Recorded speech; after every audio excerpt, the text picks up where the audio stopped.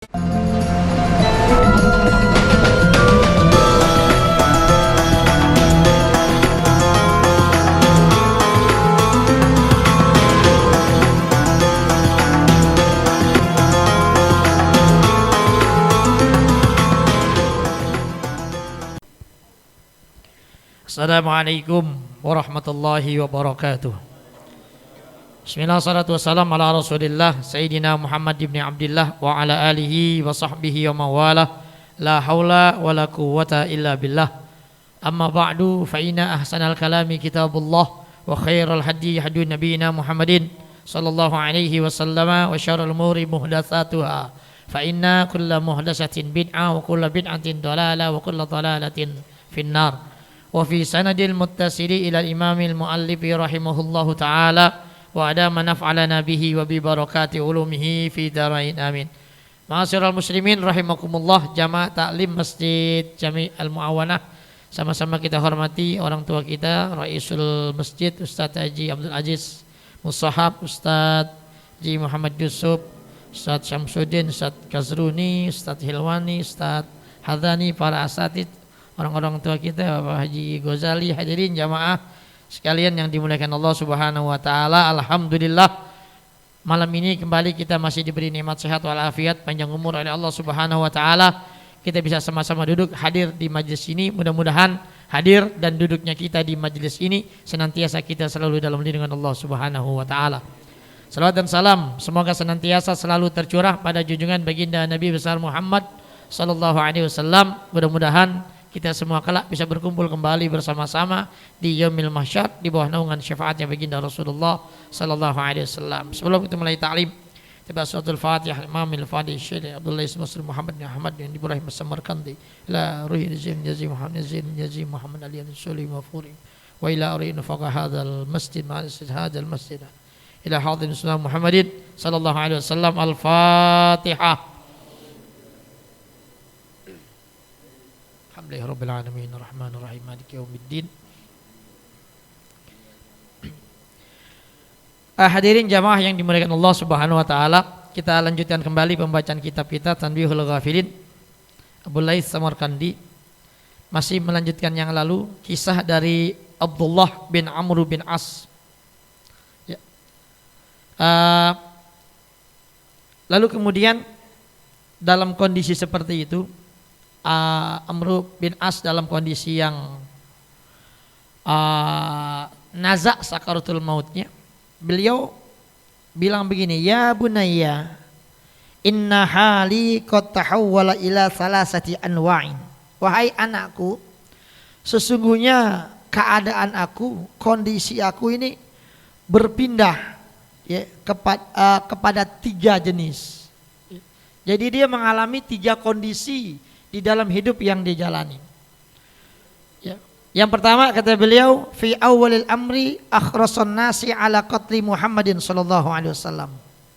Beliau bilang di kondisi yang pertama, ya, dia itu adalah orang yang paling, ya, aku orang yang manusia yang paling bersemangat, yang paling berambisi, yang paling berkeinginan untuk membunuh Nabi Muhammad. Nggak ada lain, nggak ada bukan Amr bin As. Ya, dalam sejarahnya bagaimana dia memusuhi kaum muslimin. Ya emang orang-orang jagoan, orang-orang hebat, ahli strategi, ahli perang, ya orang hebat.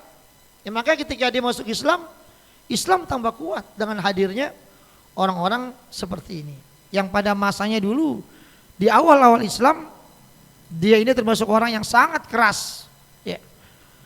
Membenci Rasulullah dan para pengikutnya. Maka dibilang hidup yang dijalani itu berpindah-pindah dalam tiga kondisi. Jadi kondisi yang pertama dia bilang, aku adalah orang yang paling berambisi untuk membunuh Nabi Muhammad. Faya wailata, betapa celakanya, lautu fi dzalikal waqti, kalau seandainya aku meninggal dunia pada saat itu. Ya, waktu itu dia masih belum muslim, masih kafir. Maka dia bilang kalau seandainya di kondisi yang pertama dia meninggal dunia, maka celaka banget rasanya dia. Summa hadani Allah Ta'ala lil Islam wa kana Muhammadun sallallahu alaihi wasallam ahabban nasi ilayya wa wallani ala saraya. Lalu kemudian beliau mengatakan kondisi beliau yang kedua, kemudian Allah Subhanahu wa taala memberikan hidayah kepadanya sehingga dia masuk Islam. Dan ketika dia masuk Islam, Nabi Muhammad itu adalah orang manusia yang sangat dan paling dia cintai.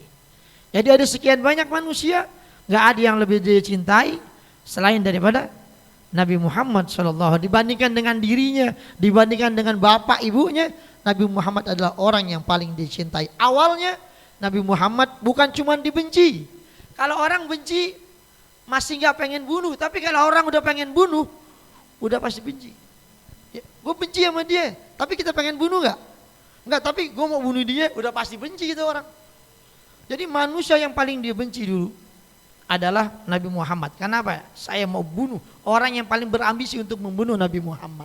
Tetapi ketika Allah memberikan hidayah Islam kepadanya, Nabi Muhammad menjadi orang yang paling dia sayangi, paling dia cintai. Lalu kemudian Nabi Muhammad mempercayakan kepada aku di dalam memimpin peperangan ala Saraya. Jadi ada beberapa peperangan yang Rasulullah SAW mempercayakan kepada Amr bin As. Ya. Emang ini tokoh-tokoh luar biasa. Ya, Amr bin As, Khalid bin Walid. Khalid bin Walid itu luar biasa. Ya, panglima perang yang kalau disebut namanya itu musuh gentar menghadapi Khalid bin Walid. Luar biasa akalnya. Makanya ketika perang Uhud, umat Islam kalah. Itu akalnya siapa? Khalid bin Walid. Dan ketika dia masuk Islam, dia banyak memimpin peperangan dan memenangkan peperangan. Makanya kan di zaman Sayyidina Abu Bakar, Khalid bin Walid ini selalu jadi panglima perang, penaklukan wilayah-wilayah di luar Islam. Tetapi ketika Umar bin Khattab jadi khalifah, Khalid bin Walid dicopot jadi panglima perang. Diganti sama Sa'ad bin Abi Waqqas. Marah Khalid bin Walid? Enggak. Itu hebatnya. Coba kalau orang sekarang dari jenderal berubah jadi prajurit, kira-kira gimana? Amok, bikin pasukan sendiri. Apaan ceritanya? Diturunin sama Umar. Diturunin sama Sayyidina. Kenapa Sayyidina Umar menurunkan Khalid bin Walid dari jenderal panglima perang jadi panglima orang biasa? Pasukan biasa. Di sini Umar melihat ini pasukan ini udah terlalu, kalau bahasa kita ini mengelu-elukan Khalid bin Walid. Gitu.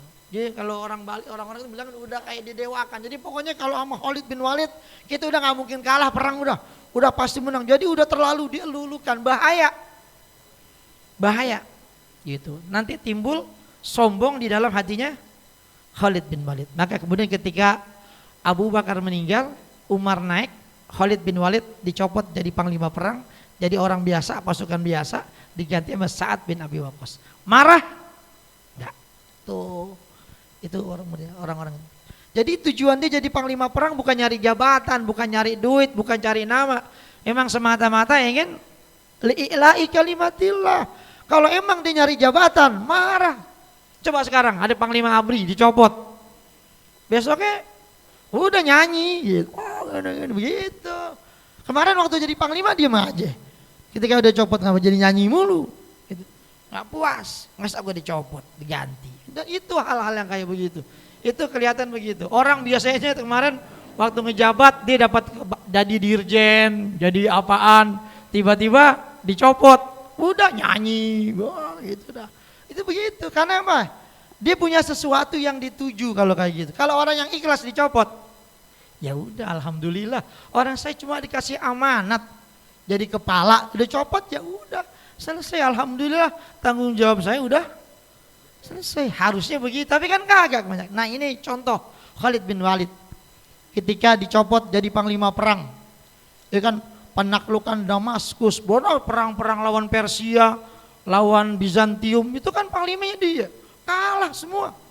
Otaknya luar biasa dalam peperangan. Ya, pasukan 1 banding 10 aja masih bisa menang. Bayangin kalau kita perang, kita sendirian, musuh kita 10, kira-kira gimana? Pulang udah pulangnya dah gitu. Akhirnya kalau akhir kita baca doa wa akhiru da'wahum alhamdulillahirabbil alamin. Bubar pulang. Tapi enggak, ya. Hebatnya Khalid bin Walid tuh kalau perang begitu. Di dalam sejarah perang kita lihat tuh. Pasukannya cuma sedikit, dibuat beberapa tim. Lalu kemudian yang belakang disuruh iketin batang korma. Pohon kurma kan batangnya panjang kayak pohon kelapa, ikat di belakang, suruh lari. Kan kalau lari kan pada naik tuh pasir. Nah musuh ngelihatnya apa? Waduh, pasukan datang lagi loh, banyak banget orang pasir pada naik. Padahal kagak banyak segitu doang orangnya. Cuman kalau dipakein gitu jadi pasirnya naik. Orang lihat musuhnya gentar juga. Ini yang segini aja kita udah keteteran. No datang lagi banyak banget. Itu akal perang yang pakai luar biasa. Emang orang-orang hebat dulu di zaman-zaman sebelum mereka masuk Islam nih emang orang-orang hebat semuanya dulunya. Ya tapi mereka misalkan gini, ketika Sa'ad bin Abu Waqqas naik, apakah marah Khalid sama Sa'ad? Enggak, ya udah terima aja dicopot. Khalid bin Walid itu meninggalnya kan bukan di medan perang. Dalam riwayat Khalid bin Walid itu badannya itu satu pun nggak ada yang utuh. Artinya itu udah bekas sayatan pedang itu badannya semuanya. Pengen banget mati bisa di medan perang, tapi Allah nggak menakdirkan dia gugur di medan perang. Jadi seperti itu. Ya. Jadi kata Amr bin As, kalau seandainya ya fa ya laitani tu fi zalikal waqti la ana la du'a Rasulullah sallallahu alaihi wasallam alayya. Kata beliau, kalau seandainya aku meninggal, ya betapa senangnya seandainya aku meninggal pada saat itu. Betapa bahagianya aku kalau aku meninggal pada saat aku memimpin peperangannya Rasulullah sallallahu alaihi wasallam. Jadi kalau sahabat itu kalau perang itu pengennya mati. Gitu. Jadi nggak pengen pulang. Semuanya pengen gitu. Nggak mau pulang hidup. Dia mauan pulang nama doang. Jadi orang kalau udah perang kayak begitu udah susah dikalahin. Ya sebagai contoh ketika terjadi perang 10 November, ya kayak kemarin itu kan tanggal 22 Oktober dirayakan sebagai hari santri nasional. Itu kan ada sejarahnya. Bukan gak ada sejarahnya. Itu bertalian dengan peperangan yang terjadi di Surabaya. Ketika Indonesia merdeka 17 Agustus 45, itu negara-negara luar tuh belum ada yang mengakui kemerdekaan Indonesia, cuman Mesir doang yang mengakui. Seluruhnya belum, apalagi Belanda nggak nganggap Indonesia merdeka. Makanya ketika kemudian Jepang, Hiroshima sama Nagasaki dibom, tanggal berapa itu? Tahu nggak? Nggak tahu sejarah nih. Tanggal 14 Agustus sama 15 Agustus dibom tuh dua kota, hancur udah. Nah maka Indonesia tanggal 17 langsung mengumumkan kemerdekaan. Merdeka diumumin. Tapi belum diakui kemerdekaannya sama negara-negara luar. Cuman Mesir doang yang mengakui, yang lain kagak. Mesir pun ternyata mengapa dia mengakui kemerdekaan Republik Indonesia? Karena ada organisasi pemuda ya, yang mendesak pemerintah Mesir untuk mengakui kemerdekaan Indonesia. Dan ternyata gerakan pemuda tersebut diketuai oleh Kiai Haji Hashim Asy'ari dari Mesir. Ya, karena emang dia kan belajar ke sono. Nah ketika Indonesia udah merdeka 17 Agustus, Inggris datang. Ya, Inggris biasa sekutu datang, tujuannya buat apaan? Biasa dah yang namanya sekutu kan mengambil alih. Ya, yang kemarin dari Jepang dia mau ambil alih lagi, lalu tentara Jepang dia mau pulang-pulangin, lucutin senjatanya, menormalkan kembali wilayah yang pernah dikuasai oleh Jepang. Tetapi yang terjadi apa? Nikah membonceng pasukan Inggris saat itu. Dan kita tahu mereka turun di Tanjung Priuk dengan kapal induknya, dengan kapal tempurnya. Jakarta nggak ada perlawanan. Lalu turun di Semarang. Itu tanggalnya ada semua tuh, saya lupa. Itu tidak ada perlawanan. Nah makanya ketika mereka turun di Surabaya di Tanjung Perak, dan disitulah kemudian ya orang-orang ulama-ulama, tokoh-tokoh yang ada pada saat itu, mereka berembuk, nih gimana? Apakah kita biarin aja Inggris datang lagi kemari, yang jelas Belanda ada di belakang dia. Udah pasti nanti Inggris nguasain, habis Inggris nguasain, Belanda ngikut, Inggris pergi, Belanda nguasain lagi. Itu udah begitu skenario dan mereka sudah paham itu. Makanya kemudian ulama-ulama pada saat itu, NU pada saat itu mereka kumpul tuh di Surabaya. Ya pada tanggal 21 Oktober 45. Kumpul se-Jawa Bali, ulama-ulama diundang. Ini gimana menyikapi ini semua. Karena kalau nggak ada perlawanan sama sekali dari negara Indonesia yang sudah diproklamasikan, maka Indonesia berarti kemerdekaannya itu nggak diakui, nggak ada. Indonesia merdeka itu nggak ada. Makanya kemudian ya Kiai Hasyim Asy'ari membuat sebuah resolusi. Ya, ini tercatat nih di koran. Saya lupa korannya, ada 3 koran. Lalu di berita Antara juga ada. Dan ini diakui oleh sejarawan asal Amerika. Ada bukti otentik di koran itu, resolusi jihad yang pernah dikirimkan oleh PBNU pada saat itu kepada pemerintah Soekarno. Agar mengambil tindakan ketika pasukan Inggris datang, jangan diam aja.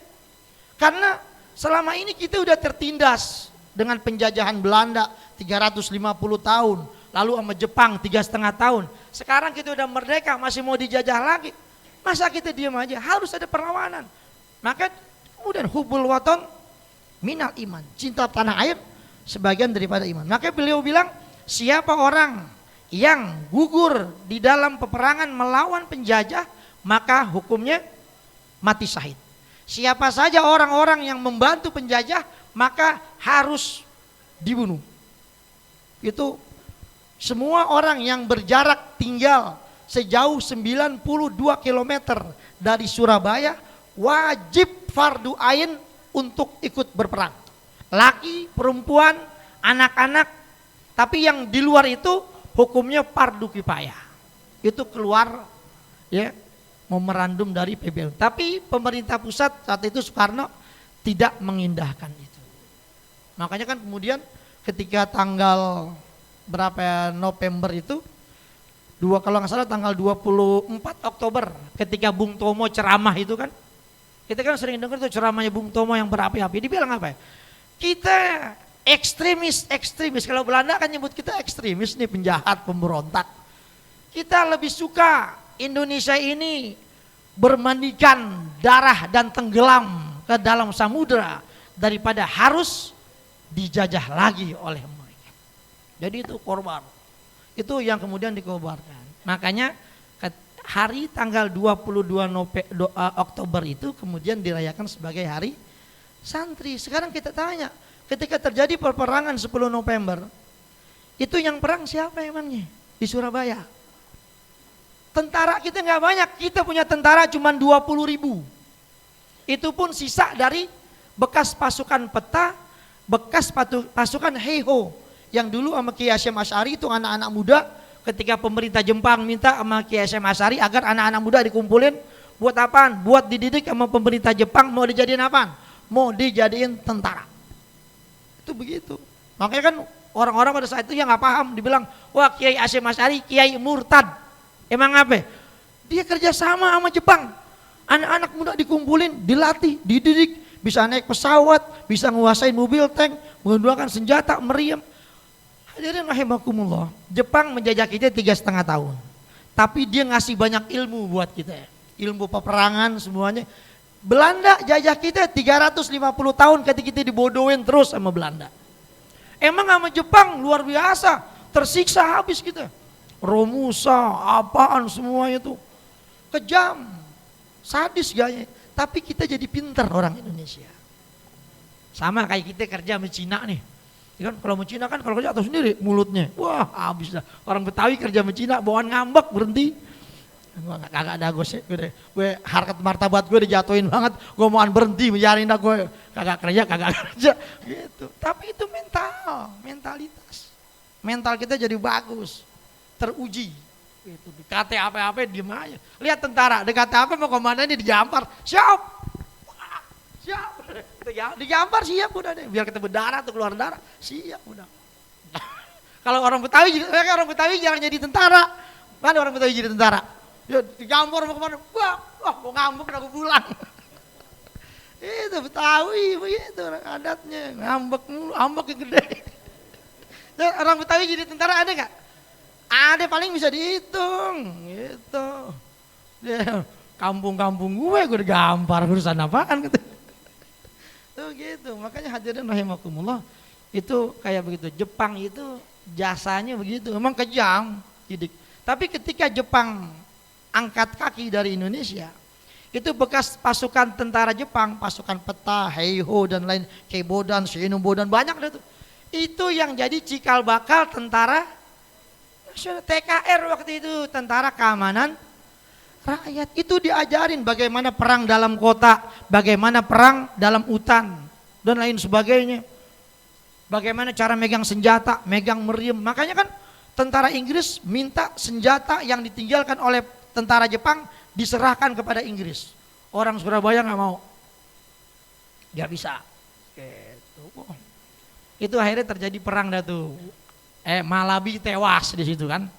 Malabi tewas. Yeah. Mobilnya dibom. Makanya kan Inggris minta serahin pembunuh Malabi. Kalau kagak, di tanggal 10 November tuh dibuat pamflet disebar tuh. Kalau enggak tanggal 10 November Surabaya mau dihancurin, dihabisin semua. Ya ditantang sama area lu Surabaya. Silakan kalau berani. Lo jual, gue beli. Gue kagak tawar kalau perlu bahasanya. Kalau Betawi gitu. Cuman waktu itu Betawi nggak ada perlawanan. Betawi adem aja diserbu. Betawi itu di Tanjung Priok turun. Adem, nggak ada perlawanan. Anteng aja Betawi kan gitu. Dari Surabaya gitu. Makanya terjadi perang. Itu ya, Inggris itu nurunin pasukan terbaik, pasukan terkuat yang belum pernah kalah perang di Asia Pasifik. Yang terjadi apa? Kalah Inggris di situ. Nah itulah kemudian yang membuat mata dunia ngelihat, kok Indonesia luar biasa, ya bisa ngalahin Inggris. Makanya kan kalau kita lihat penulis sejarah, ya, waktu saya ikut seminar sama Dr. Ginanjar Syakban, dia kan termasuk salah seorang yang diakui sejarawan itu untuk wilayah kita nih, ya, Indonesia. Itu perang 10 November itu luar biasa. Orang Indonesia itu memang dibilang sakti. Makanya kan dulu Kiai Hasyim Asy'ari di dalam itu disebutkan pasukan belum boleh bergerak sebelum Kiai Abbas dari Buntut nyampe. Karena yang jadi panglimanya Kiai Abbas dari Buntut, Cirebon. Nah orang-orang sakti yang pasir dilempar, kapal pada gulem. Tapi kan itu nggak mungkin ditulis di dalam buku sejarah. Ketika pasukan Inggris pesawatnya dilemparin sama Kiai Abbas pakai pasir, tiba-tiba kapalnya nyungsruk. Kata orang ini sejarah apaan begini? Tapi itu kenyataan, ya kan? Kenyataan. Orang kita senjatanya apaan saat itu? Ya senjata nggak banyak, peninggalan Jepang itu nggak banyak. Lagi yang bisa make juga, nah pelurunya cuma segitu-gitunya habis. Ya kan Panglima Jenderal Ziaul Haq. Ziaul Haq itu kan orang India tuh. Dia kalau nggak salah pernah jadi Perdana Menteri waktu itu. Dia waktu di Surabaya, dia ikut perang tuh Ziaul Haq. Ya. Pasukan Gurkha dari India. Salah satunya Jenderal Ziaul Haq. Dia cerita, itu peperangan yang dialami di Surabaya adalah peperangan yang paling mengerikan. Belum pernah dia ngalamin perang yang kayak gitu. Jadi yang dihadapi ini bukan cuma pasukan terlatih, tapi ada pasukan nekat. Makanya kan sampai sekarang tuh orang supporter Surabaya disebut apa? Bonek, bondo nekat. Itu dari mana diambil? Dari perang Surabaya. Nah jadi itu orang nggak ada yang takut mati. Bahasanya itu mereka tembak pakai senapan tuh, senapan mesin. Pada jatuh, yang di belakang nggak pulang, maju terus. Tadinya jaraknya 20 meter, maju tinggal 15 meter. Dia udah pada bawa golok, bawa tombak, bawa apa aja. Akhirnya tinggal semeter udah. Dia pakai senapan, akhirnya mati dibacok, dicincang habis. Kita mati ada 50 orang, dia mati juga atau dicincang-cincang. Itu ngeliat kayak begitu kan stres, pada kabur tuh pasukan semua. Makanya dibilang 10 November itu perang luar biasa. Itu yang kemudian perang itu menyebabkan semangat rakyat Indonesia di berbagai wilayah jadi timbul. Mereka bilang di Surabaya aja bisa menang lawan Inggris. Masa kita nggak bisa menang? Akhirnya semangat yang lain semua. Lalu di Bandung ada Bandung Lautan Api, diserbu, Bandung dibakar semua. Daripada dikuasain nama tentara musuh, mendingan kita bakar. Nah kalau dikuasain dijadiin nama dia jadi benteng, ya kan? Jadi pertahanan. Mendingan bakar habis semua udah Bandung. Itu perang. Kita kan nggak ngerasain perang, cuma nonton doang. Nonton dia tidur ngantuk. Ya kan? Nah, coba kalau kita ngerasain, ada nggak di sini yang ngerasain perang? Nah kalau Kiai siapa? Yang Kiai Sohe Usman kita cerita dulu tuh, dia pernah ikut pasukan Jepang tuh, pasukannya Hizbullah dulu pada begitu. Jadi dia ngalamin tuh perang zaman dulu tuh kayak gimana rasanya. Waktu kita ke rumah Ustadz Ikas kan ngomong beliau ngalamin bagaimana perang tuh, bawa senjata lawan Jepang, lawan ini pada semua. Ya kalau kita kan nggak ngalamin. Ada kali yang ngalamin juga. Bang Jai ini ngalamin kali. Dia lain perangnya, bukan lawan Jepang deh kayaknya nih. Ya jadi seperti itu. Ya makanya kan ada sejarawan Rusia mengatakan founding father negara Indonesia itu bukan Soekarno. Founding fathernya adalah Kiai Haji Hashim Asy'ari. Karena kalau saat itu beliau tidak mengeluarkan maklumat resolusi jihadnya, mungkin gak akan ada perlawanan di Surabaya. Karena orang-orang Surabaya itu banyak kan pesantren semua. Mereka lebih tunduk kepada kiai. Ya, makanya saat itu mereka pengennya perang lawan Inggris. Tetapi Soekarno bilang jangan. Ya, ini politik, ya kan? Soekarno emang mainnya kan diplomasi. Ya kalau dia nyuruh nyerang juga kan gak enak. Jadi di bagian ngadem-ngademin tentara Inggris. Dibilang, "Nih aneh udah bilangin nih orang Surabaya jangan nyerang." Dia nyerang juga katanya, kan harus gimana? Jadi itulah kalau yang namanya politiknya begitu. Kalau Soekarno bilang udah serbu juga, dia repot juga ntar kalau di perundingan repot. Makanya tetap dia mengakomodir pemerintah Inggris, tetapi di bawah perang gitu. Jadi seperti itu yang terjadi. Nah itulah makanya hadirin rahimakumullah, kalau yang namanya perang itu mati syahid. Makanya kan di sini Amr bin As bilang begitu. Kalau seandainya saya meninggal pada saat menjadi panglima memimpin perangnya Rasul Shallallahu Alaihi Wasallam, betapa bahagianya aku, betapa senangnya aku. Kenapa? Karena aku akan mendapatkan doanya Rasulullah Shallallahu Alaihi Wasallam. Ya, dan aku akan disolatkan oleh Rasulullah kalau dia meninggal. Ternyata kan enggak, umurnya panjang Amr bin As, dia enggak meninggal. Ya, jadi dia mengharapkan banget tuh doa dari Nabi dan disolatkan oleh Nabi Muhammad. Itu hebatnya Nabi Muhammad. Coba dah, kita bisa nggak? Ada orang awalnya benci banget sama kita, tetapi kemudian kita bisa merubah orang itu kemudian menjadi cinta banget sama kita. Bisa kita bikin begitu orang? Itu yang berat. Rasulullah bisa seperti itu. Kalau kita kadang-kadang kan ada orang ada sama kita timpalin gitu. Jadi udah, ya nggak bakal baik-baik udah tuh sampai mati. Kalau ada orang marah sama kita, jangan ditimpalin. Udah biarin aja ngomongin apa kayak, udah biarin aja ketawa aja udah. Gitu. Jangan kata apa-apa. Itu kalau kita timpalin sama kita sama dia lagunya. Udah, lu gini. Yeah, gitu. Lu tahu gue begitu, lu temenin gue gitu. Gitu. Itu hadirin jamaah. Jadi jangan ditimpalin gitu. Lama-lama kan dia, kalau perlu kita bawain dia ke rumahnya, datang kita bawain makanan. Kata dia, ini orang stres apa ya? Nah gue katain mu, dia datang ke rumah bawain makanan. Akhirnya lama-lama dia kagak enak, gue kagak enak nah ngatain dia lagi. Orangnya baik banget sama gue katanya. Akhirnya lama-lama yang tadinya dia benci, jadi cinta. Nabi Muhammad berapa kali waktu dulu dalam riwayat kita sering dengar kan, kalau mau sembahyang subuh ada diludahin. Ya, Nabi Muhammad berapa kali diludahin, marah Nabi Muhammad. Coba kalau kita mau sembahyang subuh, tahu-tahu ada ngeludahin, mukanya diludahin. Coba kira-kira gimana gitu? Kayak urusannya perang dunia ke-8 udah. Ya nggak pakai ketiga lagi, langsung 8 udah. Nabi Muhammad kagak diludahin. Kadang-kadang sahabat yang gregetan, gitu kan. Sampai malaikat aja gregetan kan, ketika lagi di Thaif. Ya kan, ketika Nabi Muhammad datang ke sono, emang Nabi Muhammad lagi berduka cita, ya kan, istrinya meninggal, pamannya meninggal, dia pengen nyari suaka lah, datang ke rumah saudaranya yang ada di Thaif. Nyampe sono bukannya disambit Rasulullah, pada berdarah kakinya, pada semua, diusir. Malaikat yang ngawal gunung sampai marah. Ya Muhammad, aku dapat perintah dari Allah. Kalau kau izinkan, ini orang Taif, aku habis ini gunung gue balikin nih gitu. Sewet. Malaikat apa sewet, bayangin. Malaikat aja yang nggak punya emosi sewet.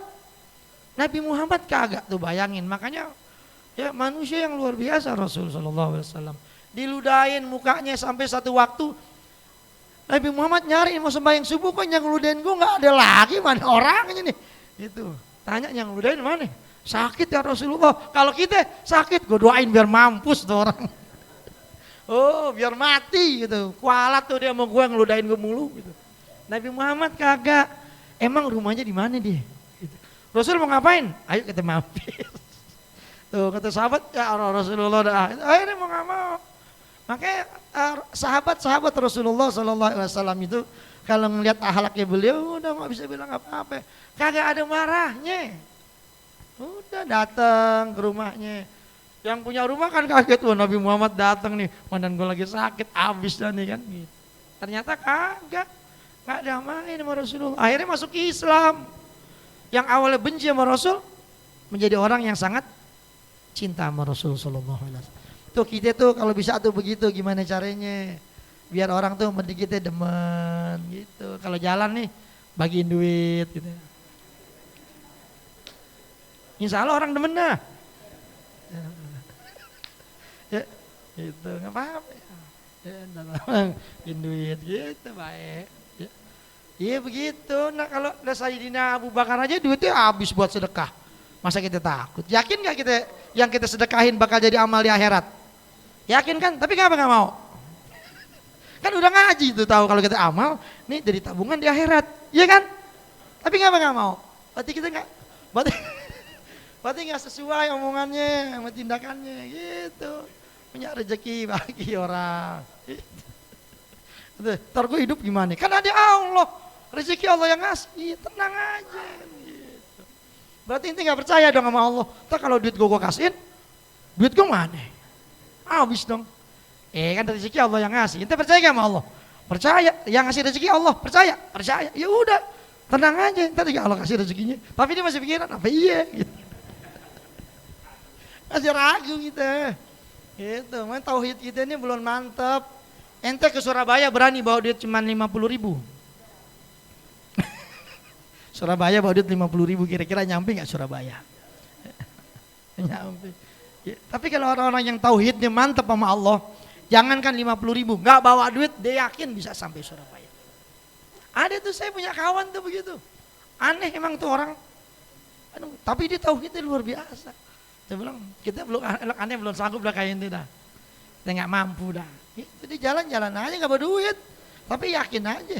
Ntar kalau dia bilang kalau lagi ada apa nih, ada orang lagi pada nurunin duren, dibantuin aja sama dia. Gitu. Ya masa nggak diupahin, ya kan? Iya bang saya bantuin bang ya gitu. Ya. Paling nggak kan durennya dapat ya nggak? Gitu. Ada aja, gitu. Jalannya ada, yang penting mau usaha, mau diem aja bengong aja. Kagak usaha, jadi ketemu semuanya. Ya. Nah itu hadirin jamaah yang dimuliakan Allah. Jadi Amr bin As itu bilang begitu. Kalau dia mati saat itu beruntung banget dia. Dapat doa dan disolatin oleh Nabi Muhammad SAW. Summa istaghalna ba'du fi amri dunya. Fala adri kaifa yakunu hali indallahi ta'ala. Falam akum min indihi hatta mata rahimahullahu. Kemudian kata Amr bin As, setelah Rasul nggak ada, yang terjadi ya kami ini sibuk dengan urusan dunia. Amr bin As jadi gubernur di Mesir. Ya, dia jadi gubernur di Mesir, jadi pejabat. Nah ketika dia jadi budget, dia bilang fala adri kaifa yakunu hali indallah. Nah ketika jadi pejabat begini, jadi gubernur, saya bingung nanti di hadapan Allah. Nanti kondisi saya gimana nanti? Selamat apa kagak? Ini udah jadi pejabat masalahnya. Urusannya panjang, tanggung jawabnya banyak. Kullukum ra'in wa kullukum mas'ulun an ra'iyati. Urusan diri kita aja kita bingung, apalagi harus urusan dengan masyarakat. Itu bingung. Makanya dibilang gitu, saya nggak tahu nih.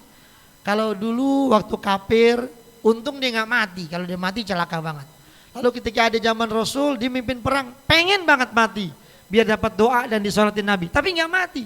Umurnya panjang, kemudian bisa jadi gubernur, ngurusin urusan dunia. Nah di kondisi ini dia bingung. Nanti di hadapan Allah masuk surga apa masuk neraka urusan ini. Dia bingung.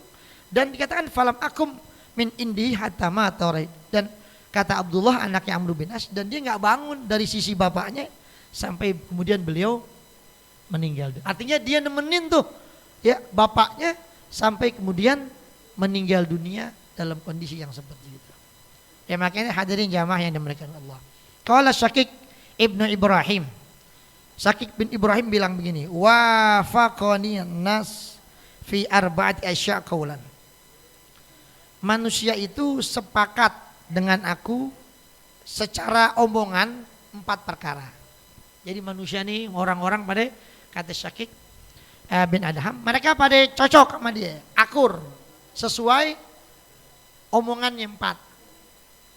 Tapi wa khalafuni fiha fi'lan. Tapi mereka beda dalam urusan perbuatan. Omongannya sih cocok, oke. Omongannya oke. Tapi kenyataan kerjaannya nggak cocok. Gitu, kalau bahasa kita begitu. Ada 4. Ini manusia kebanyakan 4 nih. Omongannya cocok, omongannya kayak orang bener gitu, omongannya kayak orang bener cocok. Tapi kerjaannya nggak bener. Ya, balu bahasa gitu begitu gimana? Ahaduha yang pertama, annahum qalu, mereka bilang gini manusia. Inna abidullahi ta'ala. Kami ini adalah hamba-hambanya Allah. Wa ya'maluna amalal ahran. Tetapi mereka ngomongnya sih kita hamba Allah. Tetapi perbuatan mereka, pekerjaan mereka itu tidak sesuai, tidak membuktikan kalau dia hamba Allah. Seolah-olah justru perbuatan dia itu dia seolah-olah menjadi majikan yang tidak mau mengabdi. Kalau namanya orang hamba itu kan suruh sembahyang, suruh kerja, suruh nyapu, suruh ke pasar, sepasar, suruh ke warung, harus ngikut. Tetapi kenyataannya mereka mengatakan kami hambanya Allah, tetapi lagunya, perbuatannya kayak majikan, kayak bos. Sembahyangnya ogah, ibadat ogah, sedekah ogah, padahal itu diperintahkan oleh Allah Subhanahu wa ta'ala. Itu kira-kira ada nggak tuh kita begitu? Hah? Nggak ada ya. Ya, kita hamba Allah. Allah suruh sembahyang, aqimus sholat, suruh puasa. Wa minal laili fatahajjat bihina, salat tahajud. Wa anfiqum mimma razaqna, sedekah itu. Jadi itu yang Allah suruh. Lalu kemudian pertanyaannya, kita jalanin enggak tuh perintah Allah? Gitu. Kalau orang yang namanya kerja, kita kerja nih. Kira-kira kalau bos suruh, Pak, Ustaz Tikas, tolong ente selesaiin ini laporan malam ini. Saya nggak mau, ntar besok pagi harus siap, malam ini saya tunggu harus selesai. Kira-kira ente berani nggak nunda? Pak, besok aja dah Pak, jangan sekarang. Nah, yang menintain siapa? Bos, majikan. Itu juga sama Allah. Allah suruh, tapi kita kadang-kadang masih pada ngelawan. Jadi Allah itu yang jadi majikannya, bukan kita. Jadi Allah yang merintahin kita. Nah kita kalau sama majikan gak boleh ngelawan. Bos kita emang lagunya begitu. Kalau pulang gak mau buka pintu gerbang, klakson, tin. Kata pembantunya, ngapain amatan, gue bukain katanya. Gue lagi capek ngantuk. Ya, kira-kira bisa dipecat habis itu besoknya. Ya tetap biar kata ngantuk-ngantuk begitu, dibukain pintu gerbang. Siapa yang menyuruh? Bos, majikan. Nah begitu juga Allah tuh yang nyuruh. Makanya kata Syakik bin Ibrahim, Allah itu nyuruh. Ya, kita ngomong ngakunya hamba Allah dan Allah punya perintah buat kita. Kenapa lagu kita kayak majikan, kagak mau melaksanakan perintahnya Allah Subhanahu wa ta'ala. Lalu yang kedua, qalu innallaha kafilun li arzakina. Mereka bilang Allah itu yang menjamin rezeki kita. Gitu. Jadi kita nggak usah takut, rezeki itu Allah yang tanggung, Allah yang jamin. Gitu. Tetapi yang terjadi wala tatma'innu qulubuhum illa ma'a syai'in minad dunya. Tetapi yang terjadi mereka itu enggak tenang kalau mereka enggak punya duit, enggak punya banda. Itu yang udah tenang aja. Kita enggak usah pikirin ntar rezeki Allah yang kasih semuanya. Allah yang ngatur rezeki. Ngomong sih kayak orang bener, ngomong gitu. Tapi kenyataan nggak punya duit, gua nggak punya duit, puyeng banget beda katanya. Ngerokok kagak ada duit katanya gini. Ngeluh mulu kerjaannya ngeluh. Jadi dia nggak merasa tenang. Kecuali kalau dia udah punya duit nih, kan. Orang kan kalau pagi-pagi itu paling enak ya rokok megang, nasi uduk di kantong ada 3 juta duit kan anteng tuh kan pagi-pagi. Yang bikin dia tenang apa? Duit 3 juta. Jadi kalau ada duit tuh tenang. Kalau nggak punya duit, makanya tuh bini di rumah kadang begitu bini tuh. Kalau lakinya ada duitnya aja dah, kata mana sayang banget sama lakinya. Giliran duitnya kagak aja dah. Merengut. Ya gitu. Makanya rezeki gitu. Makanya dibilang gitu Mas Laki. Dia sih ngomongnya begitu. Allah itu yang jamin rezeki kita. Jadi tenang aja. Tapi kenyataannya di lapangan ketika kita nggak punya duit, puyeng malah kita. Aduh, gimana nih? Kredit motor, manaan kerjaan dibayar separuh lagi. Motor belum dibayar, gimana ya caranya? Puyeng gua nggak punya duit nih. Gitu. Ya katanya Allah menjamin rezekinya kan gitu. Kenapa jadi bingung? Gitu. Jadi kan kadang lu ditanya sebenarnya ente percaya nggak sih sama Allah? Gitu. Percaya nggak sih sama? Kalau kita percaya sama Allah, kan pernah ada seorang ulama itu dia pengen ngetes keyakinannya sama Allah. Katanya Allah kan ngasih rezeki nih. Dia pengen coba jalan ke gunung, dia pengen ngerasain bener gak Allah ngasih rezeki. Gitu kan di jalan ke gunung, ya kan. Lalu kemudian dia tidurannya dia pura-pura lemes, gitu kan. Bener gak nih ntar ada yang ngasih rezeki? Bener, gak lama datang burung datang, dikasih makanan tuh deh, buahan ke mulutnya, dimasukin.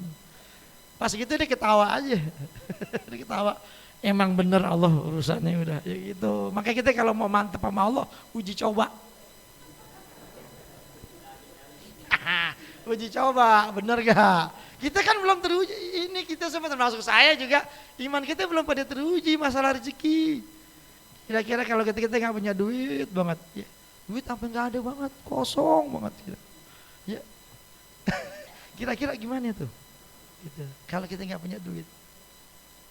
Itu makanya hadirin jamaah rahimakumullah. Ya itulah makanya kan masalah tauhid kita sama Allah ini kalau kita mau bandingin sama sahabat-sahabat Nabi dulu jauh banget kita mah. Ya, makanya wajar kalau mereka itu pada masuk surga nggak pakai dihisab lagi. Ya kalau kita sih romannya macetnya banyak kita. Macet sini macet lagi urusan. Ya Allah, berkasnya kurang lengkap nih, mana lagi nih? Aduh, nggak sampai di surga. Lama banget gitu. Gitu, udah gerah banget rasanya ngantri. Urusannya banyak. Kalau yang itu udah plong. Lalu kemudian yang ketiga, qalu, ya mereka pada bilang kata Syakik, manusia itu ngomongnya begini, innal akhirata khairun minad dunya. Kehidupan akhirat itu lebih baik daripada dunia. Begitu ngomongnya begitu. Dunia akhirat nih, dunia sebentaran doang. Jangan dipikirin, pokoknya kita yakin kita bakal mati, entar juga kita tinggal dunia udah. Ngapain pikirin dunia repot-repot? Kita duit sebentaran. Tetapi yang terjadi wahum yajma'unal mala lidunya. Mereka pada ngumpulin duit banda yang banyak untuk urusan dunia. Gitu. Ngomongnya akhirat lebih baik daripada dunia, tetapi kenyataannya ya dunia itu menjadi target hidup mereka. Ngumpulin duit aja kerjaan yang banyak. Emang Ustaz nggak boleh ngumpulin duit? Boleh, bagus. Cuman jangan sampai lupa sama akhirat. Karena orang kadang kalau dia udah ngejar dunia kebangetan, nanti tuh jadi lupa sama akhirat. Dia punya target, gua mau punya bisnis nih. Lalu kemudian alokasi berkembang. Kira-kira kalau udah berkembang pikirannya apaan?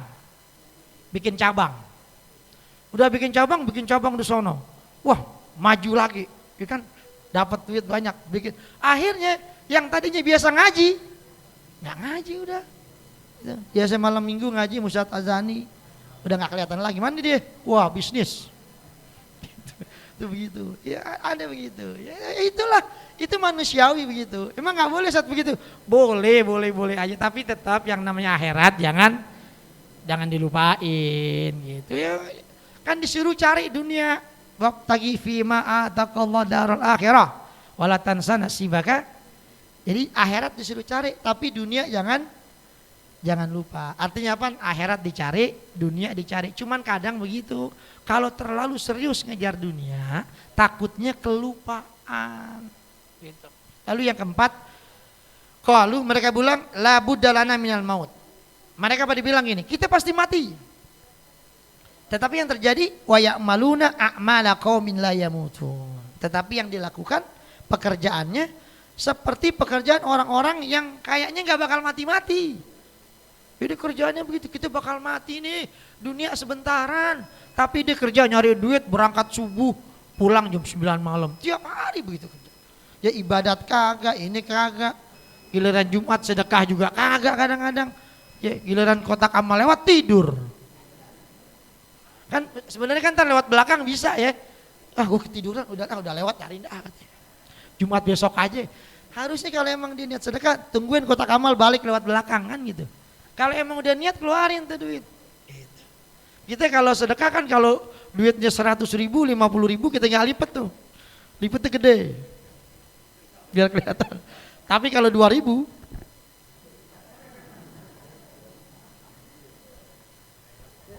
orang bojong. Gitu. Kalau orang sini kagak, ya gak?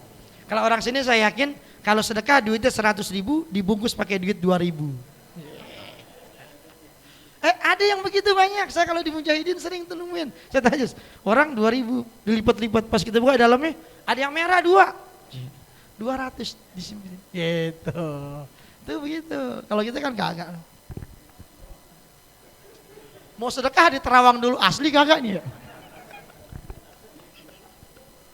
Ya begitu. Nah ini hadirin jamaah yang dimuliakan Allah Subhanahu wa taala. Ya kita tutup, mudah-mudahan ada manfaatnya. Mohon pada Allah berikan kita ilmu yang bermanfaat, kesehatan dan tilkaniyah ila hadrat Nabi al-Fatihah.